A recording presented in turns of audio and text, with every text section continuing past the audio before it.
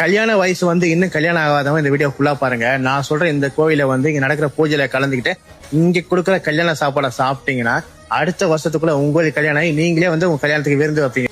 திருப்பூர்ல இருக்க இந்த கோவில் பார்க்க சின்னதா இருந்தாலுமே ரொம்பவே சக்தி வாய்ந்தது. இந்த அம்மன் பூமியில அவதாரம் எடுத்ததே மக்களுக்கு வந்து மாங்கல்ய பாக்கியம் கொடுக்குதான். இந்த கோவிலோட சிறப்புன்னு பாத்தீங்கன்னா, இங்க வருஷம் நடக்கிற மாங்கல்ய யோக கல்யாண சாப்பாடு திருவிழா.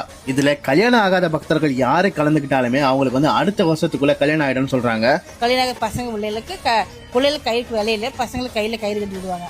அடுத்த வருஷத்துக்கு கல்யாணம் ஆயிருக்கு. நிறைய பேருக்கு ஆயிருக்கு. நிறைய இருக்கு. நிறைய பேருக்கு ஆயிருக்கு. குழந்தையும் ஆயிருக்கு. இந்த அன்னைக்கு ஒரு பெரிய பூஜை நடக்குங்க. பெரிய பூஜை நடந்த அன்னைக்கு 1.25 நாளைக்கு வந்து இந்த பச்சை தண்ணில தீபம் எடுக்குங்க. இந்த மாங்கல்ய யோகா கல்யாண சாப்பாடு திருவிழால முன்பதிவு பண்ணிட்டு வந்தா மட்டும் தான் நீங்க வந்து கலந்துக்க முடியும்.